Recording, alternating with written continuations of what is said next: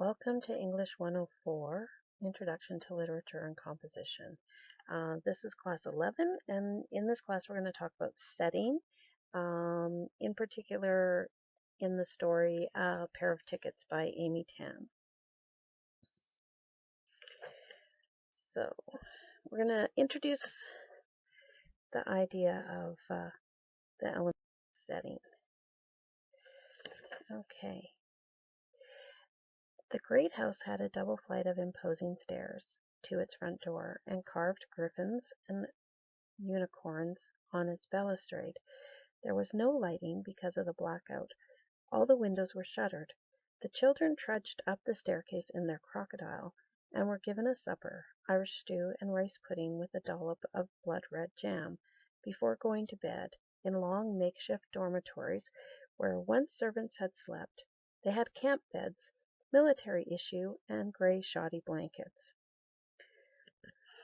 How does that description make you feel? What words or images give you that sense? Location, location, location. They say location is everything, and well, in literature, it might not be everything. It certainly is something to pay attention to. In the next couple of classes, we're going to look at setting. Setting at its most basic is the where and the when of the story, poem, or play. Setting includes the time and the place. Time is time is the temporal or plot time. This can be the future, in the present, or in the past, in addition to the period in which the story is set. Time also refers to the time and space that passes within the story or poem. This can be very short, such as the story of an hour, in which the whole story occurs within the space of an hour, or My Last Duchess, in which the span of time is that of the conversation that the Duke, has with the auditor. Or it can cover a much longer period of time, such as Sunny's Blues, which spans years and even contains flashbacks that illustrate events that occurred before the narrator and Sunny were born. In addition to time, setting also refers to the geographical or physical location in which the story is set. Understanding this allows us as readers to reflect on the historical and cultural context of the text.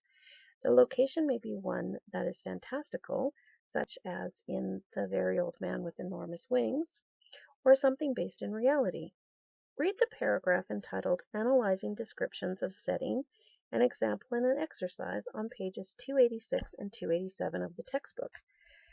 Rather than write a paragraph as the text suggests, go to the discussion forum and discuss how the details from the passage taken from Gone with the Wind may foreshadow or even explain subsequent events. Pay particular attention to the references to color and attempt to explain the significance of this in your post. Also, think about adjacent spaces, boundaries, or lines. What roles do these play in this passage, or perhaps in the foreshadowing of what we understand is about to happen in the story and at this historical point in American history? While it may seem tempting to skip over setting descriptions and details, I caution you not to, as they provide much detail to the story and characters and are useful in accurate interpretation and analysis of the text. Often, as the book tells us, setting details suggest a key conflict or theme. Archetypal settings. Sometimes on first glance, the setting seems to be generic, thus unimportant. This is often the case in fairy tales or folk tales. This apparent lack of setting, a forest or in the woods somewhere, a cabin, a palace, a faraway land, can actually be very telling. The generic setting implicitly urges us to see the conflicts and aspects of the human experience in these stories as universal and timeless. The forest could represent any forest anywhere. The cabin could represent any home. Emotions such as love, grief, the danger of the unknown turn out to be all important in that they are something we all experience and share. Some settings are symbolic. Think about the connotations of the space or what it could represent. You'll need to look at this within the context of the text. For example, a garden could be a beautiful flower garden, um, and thus symbolize growth and fertility or beauty. In the Victorian period, flowers and gardens were often tied to femininity and to women. So think about the period in which this story was written, and this may give you some clues to the underlying key themes that they're talking about. Garden could also apply to a vegetable garden. Again, focuses on growth, productivity, produce. But if you think about the connotations, if you're Peter Rabbit, then the vegetable garden becomes a source of food, but also a source of danger. Gardening can also be seen as civilizing the natural or the wild landscape. Or the garden could symbolize temptation, as in the Garden of Eden. Spending some time brainstorming on the possible representations of the setting can be a useful tool in analyzing the text and or the characters. Few terms related to setting that will be helpful to understand. One of these is nostalgia. Nostalgia is often connected with space and place. It is described as a wistful desire to return in thought or in fact to a former time in one's life, to one's home or homeland, or to one's family and friends. It's described as a sentimental yearning for the happiness of a former time and place. One of the interesting things with nostalgia, though, is it often is not good as the reality is not as good as the remembered. So you need to that layers a key element to things that are nostalgic. Think about your childhood. We tend to just remember the happy times and we think of them fondly, but we don't necessarily think of them realistically. Another term that is helpful to understand is the pastoral. The word pastoral is just derived from the life of shepherds or um, associated with a simple rural existence. It's always seems to be associated with an image of the peaceful and uncorrupted existence. It describes the simplicity, charm, and serenity attributed to country life, or a literary convention that places kindly rural people in nature-centered activities. Much of the work around the pastoral came out during the Industrial Revolution, when people idealized a simpler life without all the dirt and rush and grime of the cities and the movement towards urbanization. Typical pastoral liturgy depicts beautiful scenery, carefree shepherds, seductive nymphs, rural songs and dances.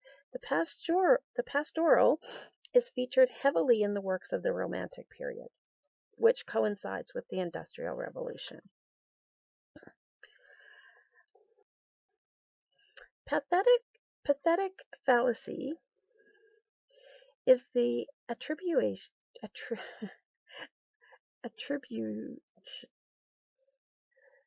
is when human feelings and responses are attributed to inanimate things or animals, especially in art and literature. It's kind of poetic writing when, for example, the clouds seem sullen or the leaves dance, etc. Disney does this a lot, for example. It's easy to recognize that every time Mulan cries, it rains. This is a clear example of pathetic fallacy.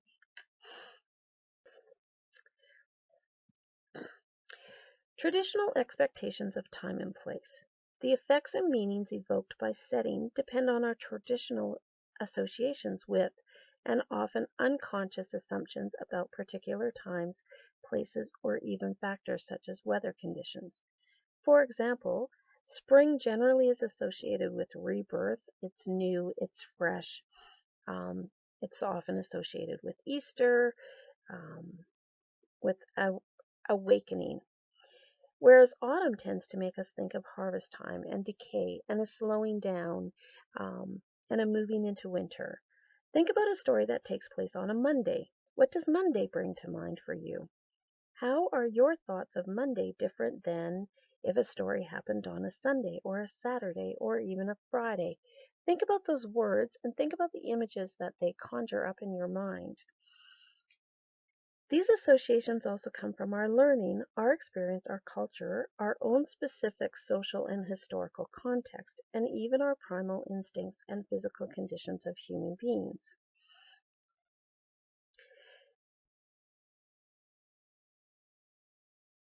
Think about places, clear examples of this are think about school. If a story takes place in a school, what is the author trying to tell you? Generally something to do with learning or education or experience.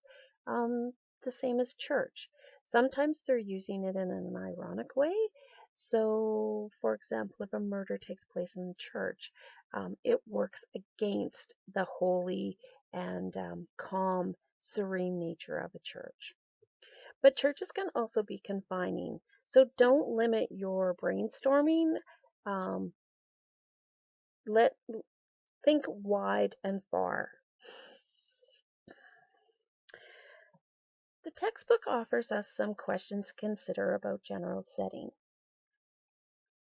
The first one is, what is the general temporal or geographical setting, and how do you know? Secondly, how important does the general setting seem to be? In what ways is it important?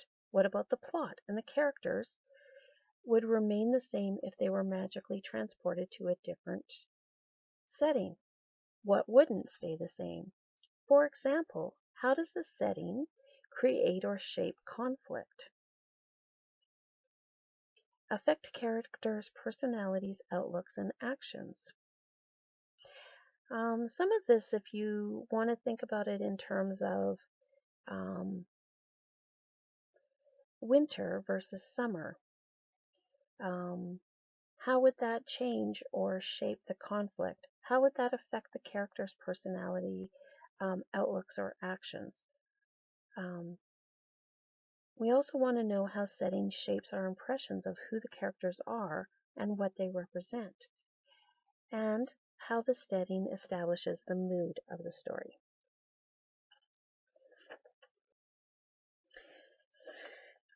If that wasn't enough to think about, here's a few more things to consider. Does all the action occur in one place and one time, or more than one? If the latter is true, what are those places and times? A nice example here is the Hunger Games. The action occurs in several places at several different times. We see Katniss hunting at the beginning of the story. Then we move to the conflict of the choosing. Then we have conflict with her and Hamish and Peeta on the train. And then we get into the actual Hunger Games. Setting is a really interesting um, aspect to look at in the Hunger Games because it plays a very, very key role. The same could be true of Harry Potter and the different spaces that are used within that set of novels. Another thing to think about are, what patterns do you notice regarding where or when things happen? Which characters are associated with each setting? How do different characters relate to the same setting? When, how, and why do characters move from one setting to another? Are there significant deviations from these patterns? Are particular settings described in detail or merely sketched? This will give you a clue to how important they are and what kind of role they play in the story. If the former is true, what seems significant about the details? What pieces are they looking at or describing? I'm going to include a short passage in the notes for this class. It's one of the initial, it's the beginning of Bleak House by Dickens. He talks a lot about the fog. I want you to look at um, how he describes the city and describes the fog, and see if you can figure out, without knowing the whole context of the novel, um, what is going on. What's he trying to draw our attention to? Back to setting and the detail or the sketched, how detailed it is. How does setting establish mood, reveal character, and affect individual characters and their interactions with one another? I've put a number of discussion questions on the form, and I'd like you to answer the questions. I'd like you to post on 2 of the questions and respond to one of your classmates. Um, let's talk about pair of tickets for a moment. Amy Tan was born February 19th, 1952, shortly after her parents immigrated to America. Tan's work centers on the Chinese American experience and mother and daughter relationships. Um, if you have read The Joy Luck Club, A Pair of Tickets is the ending, the conclusion of The Joy Luck Club. We talked earlier in the class about how fiction can sometimes reflect the autobiographical aspects of someone's life. And it's interesting in looking at A Pair of Tickets that in 1987, at the age of 35, Amy Tan visited China for the first time, and she is quoted as saying, "As soon as my feet touched China, I became Chinese." And upon her return, she did write her first novel, The Joy Luck Club, from which the selection that we read was taken. It's interesting to reflect. As much as you can't say that a work is autobiographical, it's interesting how they reflect each other or influence each other.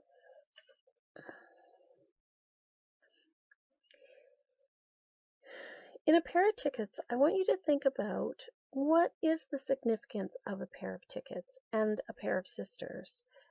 Is it simply a coincidence, or is Tan trying to show us something? You're welcome to post your answers on the discussion forum along with the other questions. Another thing I want you to think while you're reading A Pair of Tickets, or after, now that you've read A Pair of Tickets, the ideas of grief, loss, and abandonment that are shown in the work. These are significant, and how do these work within the story? I would encourage you to go to page 305 and read the passage that begins with, "The landscape has become gray, filled with low, flat cement buildings, old factories, and then tracks and more tracks." Most of that description is very drab, and it's all in dull colors and kind of brings, it definitely sets an interesting tone. What is the significance of the children in the bright colors? Again, you're welcome to post your answers on the discussion forum. All the notes that I have for this class. You'll find everything that you need. It's pretty light. I've put some questions on the discussion forum for you. Go ahead and look at answering those. I'm going to make some changes, I believe, for the next couple of lessons. Invisible Cities is an interesting read, but there's not a lot there to totally unpack. So I think I'm going to supplement with the little passage from Bleak House, the few paragraphs, and another short story. Thanks. I look forward to meeting with you in person and having these discussions.